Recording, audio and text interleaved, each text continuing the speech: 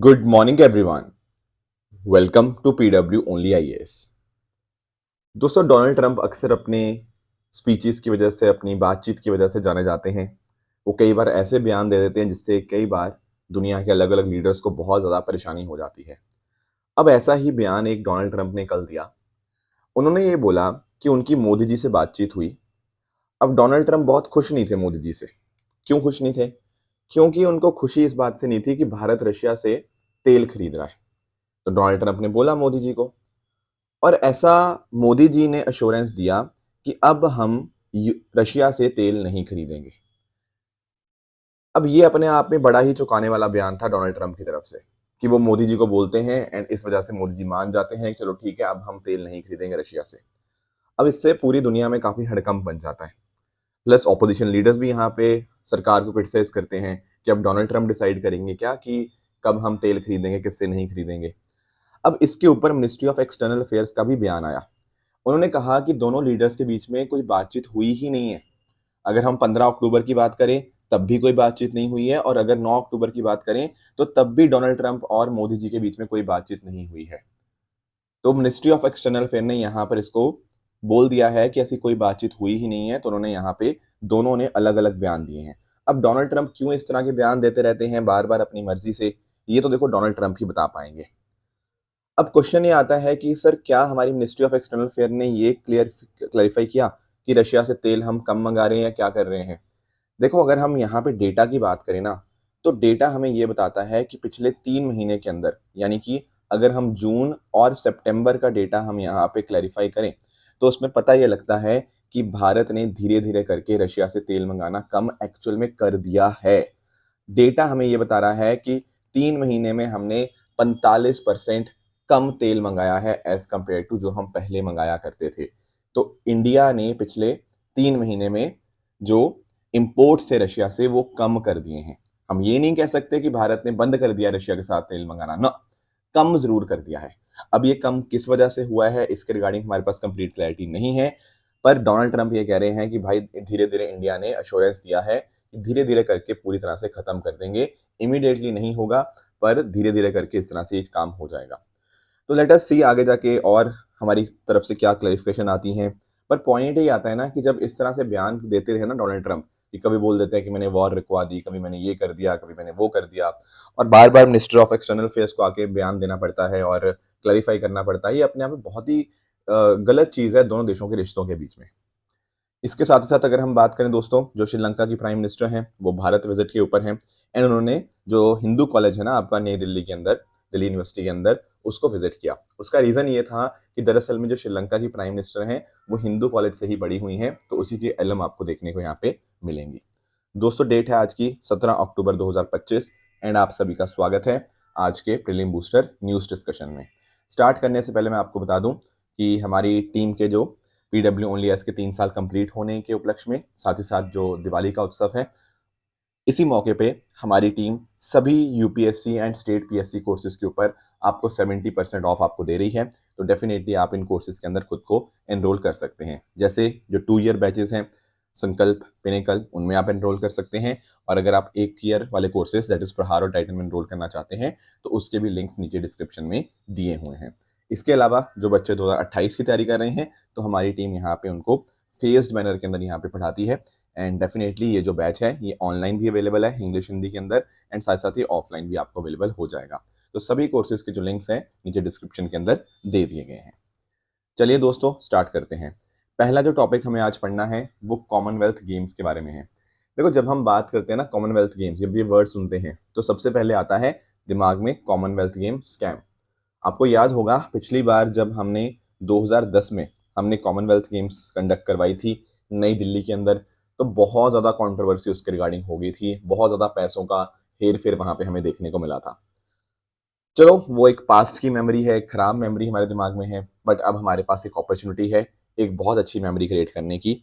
And Bharat जो है वो 2030 में 2030 के अंदर यहाँ पे कॉमनवेल्थ गेम्स को दोबारा होस्ट करने जा रहा है। अभी रिकमेंडेशन मिल गई है एंड डेफिनेटली फॉर्मल अप्रूवल भी अगले महीने नवंबर 2025 में यहाँ पे मिल जाएगा जब असेंबली उनकी मीट होगी। तो 2030 के जो गेम्स हैं वो भारत में कंडक्ट होंगे अहमदाबाद के अंदर। अब आप नोटिस करोगे कि भारत ने पिछली बार जो होस्ट किए थे 2010 में, और वो पहला ऐसा इवेंट था जब भारत ने कॉमनवेल्थ गेम्स को होस्ट किया था। इसके अलावा अगर हम बात करें 2022 में जो हुए थे, वो बर्मिंघम यूके में हुए थे, और भारत यहाँ चौथे नंबर पे रहा था, जहाँ भारत ने टोटल 22 गोल्ड जीते थे। अगला जो आपका यहाँ पे होगा ना, वो नेक्स्ट ईयर होगा कॉमनवेल्थ गेम ग्लासगो यूके के अंदर, और ये एक कॉस्ट सेविंग एडिशन है, केवल यहाँ पे 10 स्पोर्ट्स ही रहेंगी 2026 वाले एडिशन में, और फिर 2030 में ये भारत के अंदर होगा अहमदाबाद में। दरअसल में जो कॉमनवेल्थ गेम्स की शुरुआत हुई थी ना, वो 1930 में हुई थी। तो दोस्तों 2030 में ना 100 साल कंप्लीट होने वाले हैं, एंड दैट इज वाई इसको हम लोग सेंटेनरी एडिशन यहाँ पे के तौर पे हम इसको सेलिब्रेट करेंगे। ये बात आपको पता होनी चाहिए। अब एक बात आपने और रियलाइज करी, ये जो आपके कॉमनवेल्थ गेम्स है ना, ये 4-4 साल के गैप के ऊपर इस तरह से कंडक्ट किए जाते हैं। दोस्तों जब पहली बार इनको स्टार्ट किया गया था, तो इनको ब्रिटिश एम्पायर गेम्स के नाम से जाना जाता था 1930 में। पहली बार जब हुआ, हैमिल्टन कनाडा के अंदर हुआ, एंड उस टाइम 11 कंट्रीज और टेरिटरीज ने पार्टिसिपेट किया था। अब आप लोग अगर थोड़ा रेगुलर हो ना प्रीलिम बूस्टर के साथ, तो आपको पता होगा कि कॉमनवेल्थ ऑफ नेशंस का मतलब क्या है। देखो मैंने आपको उस दिन भी बताया था, आई थिंक 4 या 5 दिन पहले की बात है। आई हैड टोल्ड यू कि ज्यादातर देश जो कॉमनवेल्थ ऑफ नेशंस में है ना, वो ज्यादातर देश, I am stressing on the word ज्यादातर, ज्यादातर देश ऐसे हैं जो फॉर्मर ब्रिटिश कॉलोनीज रह चुकी हैं, जैसे इंडिया हो गया, ठीक है। बट ध्यान रखने वाली बात यह है कि सारे के सारे देश ऐसे नहीं हैं, कुछ एक्सेप्शंस भी हैं। कुछ ऐसे देश भी हैं यहाँ पे कॉमनवेल्थ ऑफ नेशंस के अंदर जो कभी ब्रिटिशर्स के अंदर अंडर नहीं रहे, बट तब भी वो यहाँ पे कॉमनवेल्थ ऑफ नेशंस के जो वैल्यूज हैं उनके साथ अग्री करते हैं, and that is why they are a member. तो ज्यादातर देश ब्रिटिशर कॉलोनी है, पर सारी की सारी नहीं है। इसके अलावा आप ध्यान रखेंगे, भारत का जो पार्टिसिपेशन स्टार्ट हुआ ब्रिटिश एम्पायर गेम्स के अंदर, वो 1934 में था, एंड आगे जाके 1978 में इसका नाम कॉमनवेल्थ गेम्स यहाँ पे रख दिया गया। ठीक है, तो कॉमनवेल्थ स्पोर्ट है, वो यहाँ पे सारा कुछ एवेल्युएट करता है, ओवरऑल चीज़ों को देखता है। लास्ट टाइम जो हुआ था बर्मिंघम के अंदर हुआ था, मैंने आपको ये चीज़ बता दी। ठीक है, भारत की जो बेस्ट परफॉर्मेंस थी वो बर्मिंघम वाले आपके कॉमनवेल्थ गेम्स के अंदर ही हुई थी। बाकी दोस्तों अगर हम अच्छे से कॉमनवेल्थ गेम्स हम करें 2030 में, डेफिनेटली बहुत अच्छी बात है। एंड उसके बाद ना एक हमारे पास अपॉर्चुनिटी भी है 2036 ओलंपिक्स की। भारत कोशिश पूरी कर रहा है कि 2036 ओलंपिक्स भारत में हो। ठीक है, तो लेट अस ठीक है, तो मतलब भारत का जो एम्बिशन है उसको यहाँ पे हम अचीव कर सकते हैं, ये सारी चीज़ें। ठीक है, तो आप इस तरह से नोटिस कर सकते हो कि यहाँ पे 100 साल कंप्लीट हो जाएंगे कॉमनवेल्थ गेम्स के 2030 के अंदर। नेक्स्ट आते हैं दोस्तों अगले टॉपिक पे, that is tiger green status assessment. थोड़ा इसको अंडरस्टैंड करते हैं।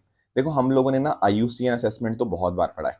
IUCN असेसमेंट हमें ये बताता है कि कितना खतरा है किसी पर्टिकुलर आपके स्पीशी को, टाइगर को कितना खतरा है, या किसी और को वल्नरेबल है, एंडेंजर्ड है ना, वो हमें IUCN रेड लिस्ट जो होती है वो बताती है। पर अगर मैं आपको बताऊं कि IUCN का एक ग्रीन स्टेटस भी आता है, जैसे रेड लिस्ट थी वैसे ही ग्रीन स्टेटस आता है।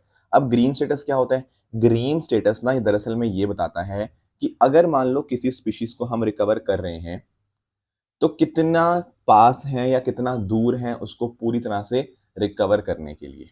यानी कि कहने का मतलब, हमारे पास जैसे मान लो टाइगर की बात कर रहे हैं, अगर मान लो टाइगर हमारे पास जैसे अच्छी मात्रा में पहले हुआ करते थे, अब मान लो मात्रा कम हुई है, अब वापस कोशिश कर रहे हैं इनकी मात्रा बढ़ाने की, तो हम इनकी पॉपुलेशन को रीस्टोर करने की कोशिश कर रहे हैं। तो कितना समय लगेगा या कब तक हम उसकी कंप्लीट रिकवरी अचीव कर लेंगे, जो पहले उनकी पॉपुलेशन थी वहां तक पहुंच जाएंगे, इसी को बोलते हैं IUCN का ग्रीन असेसमेंट। तो यहाँ पे ना दरअसल में एक स्कोर हमारे सामने आता है 0% से लेके 100% तक। अगर हमने मान लो वो कंप्लीटली खत्म हो चुका है और उसका रिकवर करना पॉसिबल ही नहीं है, तो उसका IUCN ग्रीन स्कोर आएगा 0%। अगर जितनी उसकी संख्या पहले थी, हमने उसका वही इंपॉर्टेंट रोल जो पहले हुआ करता था, अगर वो पूरी तरह से अचीव कर लिया, जो टाइगर का पहले इंपॉर्टेंट रोल था, पहले जितनी पॉपुलेशन थी, अगर वही पॉपुलेशन हमने अचीव कर ली, तो हम बोलेंगे टाइगर का ग्रीन स्कोर कितना आया है, 100%। तो इस तरह से IUCN ग्रीन स्टेटस असेसमेंट भी यहाँ पे करने लगी है। ये 2021 में इन्होंने यहाँ पे इस तरह से ग्रीन स्टेटस असेसमेंट, मतलब जो स्टार्ट हुआ था देखो 2012 में हुआ था, पर 2021 ऑनवर्ड्स अगर हम बात करें ना, तो ये कॉन्सेप्ट को बहुत ज़्यादा पॉपुलैरिटी आपको देखने को मिल जाती है। तो 2021 भी आपको यहाँ पे ध्यान में रखना है। ठीक है, एंड इसमें आप अंडरस्टैंड कर पाओगे, तो एक तो इनकी पॉपुलेशन बढ़नी चाहिए, दूसरा उनका जो फंक्शनल रोल है, हर एक पर्टिकुलर स्पीशी का ना कुछ फंक्शनल रोल होता है। कितना इंपॉर्टेंट, जिसको आप कई बार इकोलॉजिकल नीश के नाम से भी जानते हैं। तो वो सारी चीज़ देखी जाती हैं, क्या रिकवर करना फीजिबल है भी या नहीं है, उसके बेसिस के ऊपर यहाँ पे इनको यहाँ पे जो रिकवरी का परसेंटेज स्कोर यहाँ पे दिया जाता है। तो आप ध्यान में रखिएगा कि अगर हम बात करें टाइगर्स इन एशिया की, तो वो क्रिटिकली डिप्लीटेड हैं, ऐसा यहाँ पे IUCN की पहली ग्रीन स्टेटस असेसमेंट रिपोर्ट ने यहाँ पे बताया है। ठीक है, तो अलग अलग इसमें भी क्राइटेरियाज हो जाते हैं कि स्पीशी का रिकवरी प्रोग्रेस क्या है। जैसे फॉर एग्जांपल अगर पूरी तरह से वो खत्म हो चुकी है, रिकवरी करना पॉसिबल ही नहीं है, तो extinct in the wild, otherwise critically depleted, largely depleted, moderately depleted, slightly depleted, fully recovered. Fully recovered मतलब पूरी तरह से यहाँ पे हमने उसको रिकवर कर लिया है। फिर आपका नॉन डिप्लीटेड, इनडिटर्मिनेट, तो ऐसे 8 टोटल लेवल के अंदर हम यहाँ पे उसकी रिकवरी प्रोग्राम को यहाँ पे ट्रैक करते हैं। ठीक है, देखो टाइगर के ऊपर भी इम्पैक्ट काफ़ी आया है। ठीक है, काफ़ी सारी जगह के ऊपर ये रीजनली एक्सटिंक्ट हो चुके हैं या फिर क्रिटिकली एंडेंजर्ड हैं आपके टाइगर्स। ठीक है, तो आप नोटिस कर पाओगे कि हमने अच्छे स्टेप्स लिए हैं, और अगर ऐसे स्टेप्स हम आगे भी चलते रहें तो ऐसा माना जा रहा है कि 100 साल के अंदर टाइगर का वही इंपॉर्टेंट रोल हो जाएगा, टाइगर की वही इंपॉर्टेंट पॉपुलेशन हो जाएगी जैसी हिस्टोरिकल लेवल के अंदर हुआ करती थी। बाकी दोस्तों आप सब लोग टाइगर के बारे में तो जानते ही हो, टाइगर आपका लार्जेस्ट कैट स्पीशीज है पूरी दुनिया के अंदर, and it is the top predator. ठीक है, सबसे ऊपर आपका फूड चेन के अंदर आपको टाइगर देखने को मिलेगा। टाइगर एशिया के नेटिव हैं, एंड इंडिया में 3600 के ज़्यादा टाइगर्स आपको देखने को मिल जाएंगे, और ये लगभग दुनिया का 75% पॉपुलेशन भारत में ही आपको देखने को मिलती है। टाइगर की पॉपुलेशन देखो अचानक पहले बहुत कम हो गई थी हैबिटेट लॉस की वजह से। ठीक है, बट धीरे धीरे हमने यहाँ पे काम किया है, and we are improving the population, and इसीलिए हम यहाँ पे रिकवरी के पाथ पर हैं। IUCN स्टेटस में इनका जो स्टेटस है दैट इज एंडेंजर्ड, साइट्स में अपेंडिक्स 1 में, एंड WP में आपको शेड्यूल 1 में देखने को मिल जाएंगे। इसीलिए कंजर्व करना बहुत इंपॉर्टेंट है, क्योंकि इनके जो थ्रेट्स थे, इनको जो थ्रेट्स फेस हुए पास्ट में लोगों की ग्रोथ की वजह से, हैबिटेट लॉस की वजह से, डिजीजेज में इनके ऊपर, या क्लाइमेट चेंज का इम्पैक्ट भी आया, अब उसके ऊपर हमें लड़ रहे हैं, हम उनसे रिकवरी करने की यहाँ पे कोशिश कर रहे हैं। तो ये है टाइगर का ग्रीन स्टेटस असेसमेंट। नेक्स्ट आते हैं अगले टॉपिक पे, दैट इज लीप्स 2025। सबसे पहले तो आप ये लीप्स की फुल फॉर्म देखो, logistic excellence advancement and performance shield. देखो कुछ ना, जब मैं बात करता हूँ ना लॉजिस्टिक सेक्टर की, तो आपको पता होना चाहिए कि लॉजिस्टिक्स का मतलब क्या होता है। देखो लॉजिस्टिक्स एक अपने आप में ब्रॉड टर्म है। इसमें आपको गुड्स एंड सर्विसेज का मतलब गुड्स का बेसिकली आपका स्टोरेज आ गया, उनका ट्रांसपोर्टेशन आ गया, इन्वेंट्री मैनेजमेंट आ गया, पैकेजिंग आ गया, मतलब कोई भी ऐसा चीज़ जो आपका रॉ मटेरियल को आपके मैन्युफैक्चरर तक पहुंचाए या फिर फाइनल प्रोडक्ट को आपके कंज्यूमर तक पहुंचाता है, वो लॉजिस्टिक्स के अंतर्गत आ जाता है। अब भारत ने ना पिछले कुछ सालों में बहुत इंपॉर्टेंट इनिशिएटिव लिए हैं अपने लॉजिस्टिक सेक्टर को स्ट्रॉन्ग करने के लिए। इनमें दो सबसे इंपॉर्टेंट बातें अगर मैं आपको बताऊं, एक तो है आपका PM गति शक्ति। PM गति शक्ति is nothing but national multi modal national plan on multi modal connectivity. हम यहाँ पे PM गति शक्ति के अंतर्गत क्या कर रहे हैं, जो भी हमारे इंफ्रास्ट्रक्चर के अंदर गैप्स हैं, उन इंफ्रास्ट्रक्चर के गैप्स को हम फुलफिल करने की कोशिश कर रहे हैं। Roads, railways, transport, waterways, air transports, इन सब के अंदर आपस में कनेक्टिविटी हम यहाँ पे ऐड ऑन कर रहे हैं, और इसके लिए हम लोग 100 लाख करोड़ से भी ज़्यादा पैसा खर्च कर रहे हैं इंफ्रास्ट्रक्चर के अंदर। ठीक है, because this is very very important. हम लॉजिस्टिक कॉस्ट को कम करना चाहते हैं। ये अपने आप में बहुत बड़ा स्टेप था आपका PM गति शक्ति। इसके 4 साल कंप्लीट हो गए हैं। उसी तरह से दोस्तों हम लेकर आए थे NLP 2022, नेशनल लॉजिस्टिक पॉलिसी 2022। इसके अंतर्गत हमने पिछले दिनों में भी डिस्कशन किया था, मैंने आपको बताया भी था, हमें लॉजिस्टिक कॉस्ट को कम करना है, हमने लॉजिस्टिक प्लेटफॉर्म भी बनाया है। हम यहाँ पे दुनिया में लॉजिस्टिक कॉस्ट को कम करके हम अपनी रैंकिंग इंप्रूव करना चाहते हैं। तो दोस्तों यहाँ पे अब चौथी एनिवर्सरी थी PM गति शक्ति की। उसी मौके के ऊपर union commerce and industry ministry ने लीप्स 2025 यहाँ पे लॉन्च किया है भारत मंडपम नई दिल्ली के अंदर। अब सवाल आता है ये लीप्स है क्या। देखो आप यहाँ पे अंडरस्टैंड करो, लीप्स के माध्यम से हम यहाँ पे जो भी हमारी लॉजिस्टिक इंडस्ट्री के अंदर अच्छी अच्छी प्रैक्टिसेस हैं, उनको हम यहाँ पे सीखना चाहते हैं, उन बेस्ट प्रैक्टिसेस को हम यहाँ पे सेलिब्रेट एंड एक्नॉलेज करना चाहते हैं। इसके माध्यम से जो भी इनोवेशन या लीडरशिप हो रही है हमारे लॉजिस्टिक इंडस्ट्री के अंतर्गत, हमारे एयर, रोड, सी या रेल फ्रेट ऑपरेटर्स जो भी काम कर रहे हैं, वेयर हाउसिंग में कुछ अच्छा काम हो रहा है, कुछ MSMEs अच्छा काम कर रही हैं, कुछ स्टार्टअप्स, कोई एकेडमी अच्छा काम कर रहा है, उन सब की अच्छी नॉलेज को एक्नॉलेज करना, सेलिब्रेट करना, इनोवेशन लेकर आना, यही सारा काम होगा आपका लीप्स का। तो ये लॉन्च किया गया है by DPIIT, department of promotion of industry and international trade, under ministry of commerce and industry.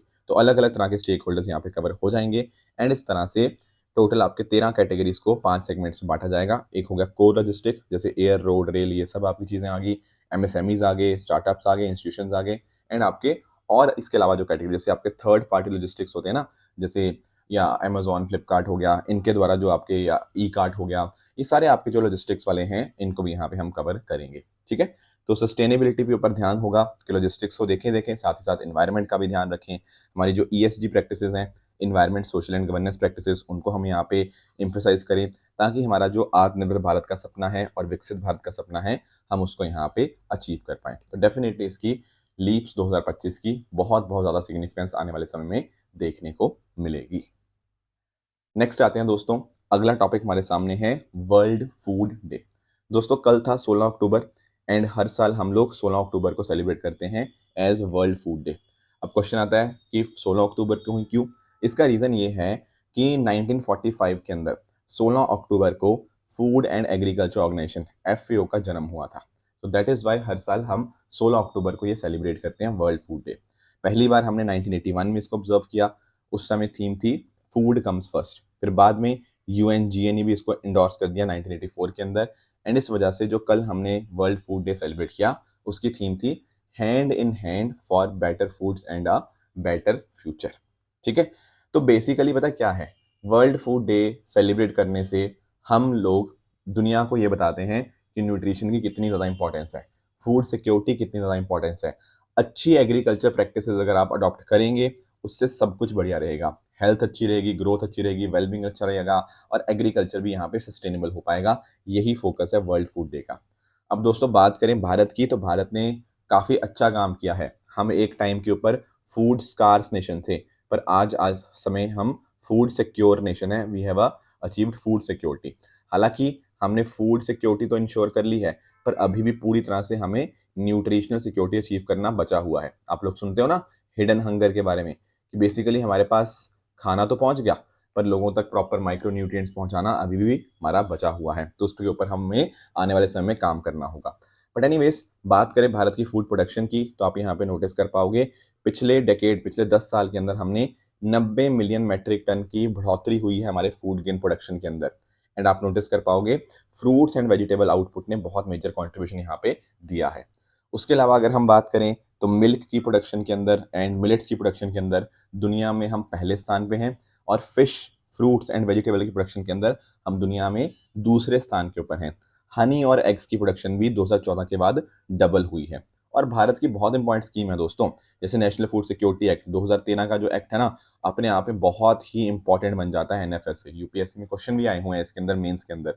उसके अलावा हमारी जो प्रधानमंत्री गरीब कल्याण अन्न योजना थी, ठीक है, बेसिकली अब तो NFSA के अंतर्गत ही है।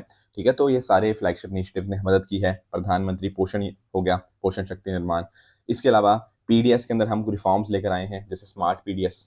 ठीक है, जो आधार आपका आपका basically one nation one ration card वाला जो चीज़ यहाँ पे देखने को मिल जाती है। उसके अलावा राइस फोर्टिफिकेशन हमने करा है, राइस के अंदर हमने विटामिन A यहाँ पे फोर्टिफाई कर दिया है। तो आप जब राइस कंज्यूम करते हो तो आपको विटामिन A भी उसके साथ मिल जाता है। तो ये क्लियरली ये दिखाता है कि Bharat food and nutritional security achieve करने के रिगार्डिंग बहुत बहुत ज़्यादा सीरियस आपको देखने को मिलेगा। चलिए नेक्स्ट आते हैं। नेक्स्ट हमारे सामने टॉपिक है SAIME, sustainable aquaculture and mangrove ecosystem.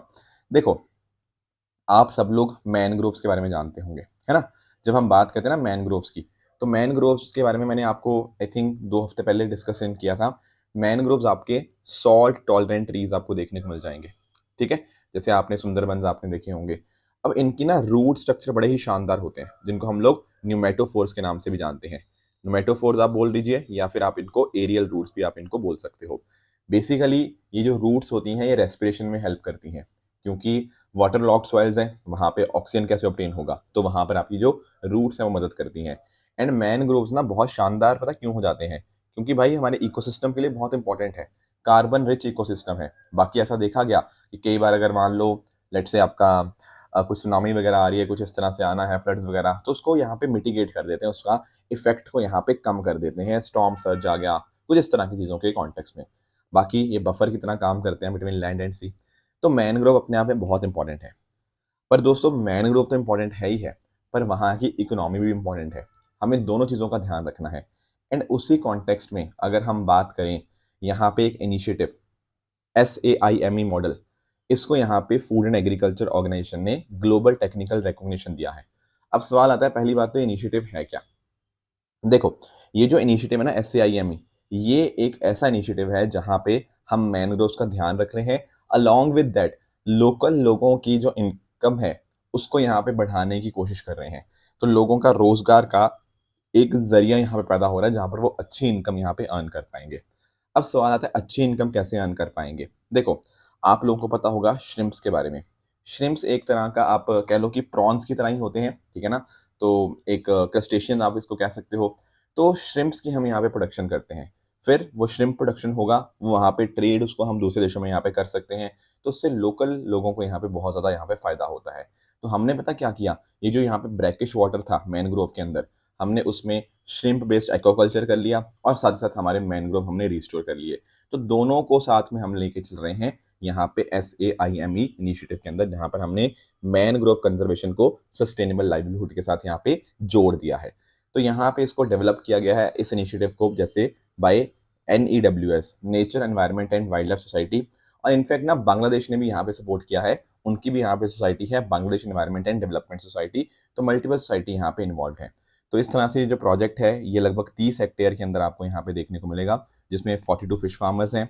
इसके माध्यम से आप नोटिस कर पाओगे कि कवरेज, मैनग्रोव कवरेज यहाँ पे इंक्रीज हुआ है।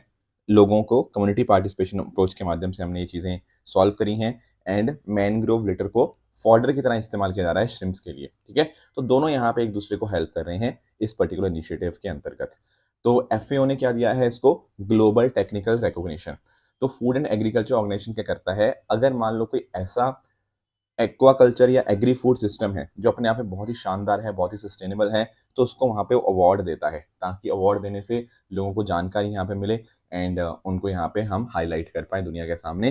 तो यही FAO के ग्लोबल टेक्निकल रिकॉग्निशन का हमें फ़ायदा देखने को मिलता है।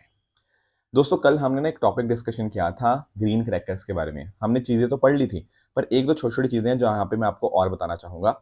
वो ये है कि देखो, ग्रीन क्रैकर्स के भी ना कुछ नाम होते हैं। जैसे 3 तरह के ग्रीन क्रैकर्स आपको पता होने चाहिए। एक है स्वास, एक है सफल, एक है स्टार। देखो, स्वास का फुल फॉर्म देखो, सेफ वाटर एंड एयर रिलीजर। ये एक्चुअल में ना, ये जो पटाखे हैं ग्रीन क्रैकर्स, ये बहुत ही फाइन वाटर ड्रॉपलेट्स एमिट करते हैं। जब ये पटाखा फटेगा, हल्का सा पानी यहाँ पे एमिट होगा, हल्का सा, बिल्कुल छोटी छोटी वाटर ड्रॉपलेट्स, जिससे डस्ट ऑब्जॉर्ब हो जाएगी। तो उतना एनवायरनमेंट को नुकसान नहीं होगा। फिर जो सफल है, वो सेफ मिनिमम एल्यूमिनियम उसका नाम है, जिसमें एल्यूमिनियम की मात्रा काफ़ी कम होती है, सेफ अमाउंट होती है, एंड ये कंपैरेटिवली उतना नॉइज पोल्यूशन नहीं कॉज करते।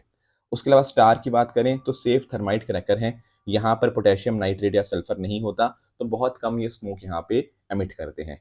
कल को ना क्वेश्चन ऐसे भी आ सकता है कि Shwas, Safal, star, they were recently seen in the news, they are what? तो व्हाट में आंसर आएगा आपका ग्रीन क्रैकर का, नहीं तो ऐसे समझ नहीं आएगा कि क्या इनका मतलब है। बाकी चीज़ तो हमें पता लगी गई हैं। अब आपको ध्यान ये रखना है कि ग्रीन क्रैकर का मतलब ये नहीं है कि ये पूरी तरह से पोल्यूशन फ्री है ना। पूरी तरह से पोल्यूशन फ्री कुछ नहीं होता, ठीक है? यहाँ पे कम इम्पैक्ट होता है इन्वायरमेंट के ऊपर, बाकियों में ज़्यादा इम्पैक्ट होता है। ग्रीन क्रैकर में यहाँ पे आपको कम इम्पैक्ट आपको देखने को मिलेगा। बाकी इनके नॉइस लेवल भी जो होते हैं, वो 120 डेसिबल तक ही होते हैं, बाकियों के मुकाबले कम होते हैं। नॉर्मल क्रैकर अगर हम बात करें तो 150 डेसिबल से भी ज़्यादा उनकी आवाज़ होती है, बट यहाँ पे इनका 120 डेसिबल तक आपको यहाँ पे साउंड लेवल की कैपिंग आपको देखने को मिल जाती है। बाकी इनमें हार्मफुल केमिकल जैसे आपका barium nitrate, arsenic, mercury, lithium, ये सब नहीं होता, ठीक है? और इससे कोशिश ये रहती है कि 30% कम एमिशन हो पर्टिकुलेट मैटर का। बाकी यहाँ पे इन पटाखों के ऊपर CSIR नीरी का सर्टिफिकेशन, ग्रीन लोगो और एक QR कोड भी आपको यहाँ पे देखने को मिल जाता है, एंड इनकी मैन्युफैक्चरिंग के लिए आपको PESO, petroleum and explosive safety organisation से आपको लाइसेंस चाहिए होता है।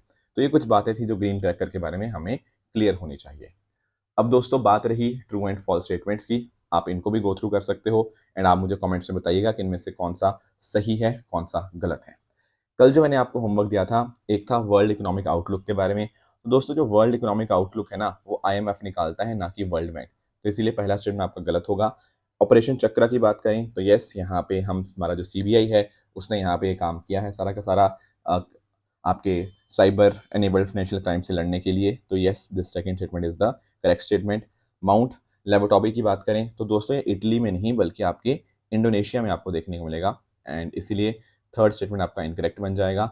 बात करें दोस्तों मेडागास्कर की, तो दुनिया का लार्जेस्ट आइलैंड नेशन ये नहीं है, सबसे लार्जेस्ट आइलैंड है जो नेशन है दैट इज इंडोनेशिया। उसके बाद दूसरा सबसे बड़ा है आपका मेडागास्कर, इसीलिए ये चौथा स्टेटमेंट भी इनकरेक्ट होगा। बाकी बात रही पांचवें स्टेटमेंट की, तो यूएनएचआरसी का जो फॉर्मेशन है वो दरअसल में 2006 में हुआ था यूएनजीए के रेजोल्यूशन के माध्यम से, जब United nation commissioner on human right को उसने रिप्लेस किया। इसीलिए लास्ट स्टेटमेंट भी आपका यहाँ पे गलत हो जाएगा। तो ये थी आज की डिस्कशन। इस तरह से आप सब लोग हार्डवर्क करते रहिए। Thank you so much for joining. All the very best. Thank you so much.